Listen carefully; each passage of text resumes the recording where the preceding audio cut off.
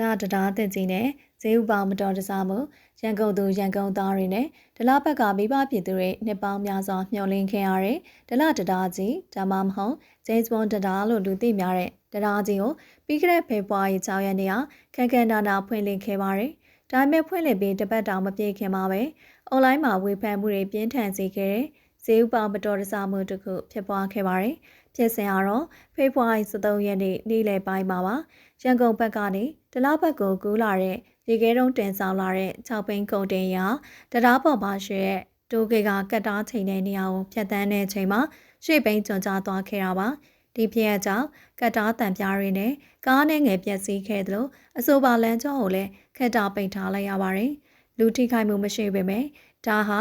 တရားသစ်ကြီးအတွက်ပထမဆုံးသောမတော်တဆမှုဖြင့်မှတ်တမ်းဝင်သွားပါတယ်အခုလက်ရှိမှာတော့6ဘိန်းနဲ့10ဘိန်းကုန်တင်ရင်တွေကိုပဲခွင့်ပြုထားပေမဲ့ဒီလိုဖြစ်အပ်တွေကြောင့်နောက်ထပ်ကန့်သက်ချက်တွေတိုးလာမလားဆိုတာစောင့်ကြည့်ရမှာပါပဲဒီမတော်တဆမှုနောက်ကွယ်မှာပြည်သူတွေဝေဖန်နေကြတဲ့အချက်တစ်ချက်ရှိပါတယ်အဲ့ဒါကတော့တိုးကိတ်ကိုတရားပေါ်မှာထားရှိရဲ့ကိစ္စပါကျွမ်းကျင်သူတချို့ကတော့တရားပေါ်မှာကားတွေများကြီးတန်းစီဆောင်ဆိုင်နေတာဟာတရားရဲ့ခံနိုင်ဝင်ကိုထိခိုက်နိုင်တယ်လို့ထောက်ပြကြပါတယ်ဒါအပြင်တရားရဲ့အနေမြင်အားလည်းတော်တော်လေးမတ်ဆောက်တာကြောင့်ဘရိတ်ပိုင်းဆိုင်ရာအားနေတဲ့ကားတွေအတွက်အန္တရာယ်ရှိနိုင်ပါတယ်ဆောက်လုပ်ရေးဝင်ကြီးဌာနကလည်းဒီမတ်ဆောက်မှုကြောင့်ပဲရင်မျိုးစားတချို့ကန့်သက်မယ်လို့ကြိုတင်အသိပေးထားတာရှိပါတယ်တကယ်လို့တရားပေါ်မှာအခုလိုကားပြတ်တာမျိုးမတော်တဆဖြစ်တာမျိုးကြုံရင်နောက်ကကားတွေနောက်ပြန်လဲဖို့ခက်ခဲတာကြောင့်စီမံခန့်ခွဲမှုပိုင်းကိုပြန်လည်သုံးသပ်ဖို့လိုအပ်နေတယ်လို့မြင်ကြပါတယ်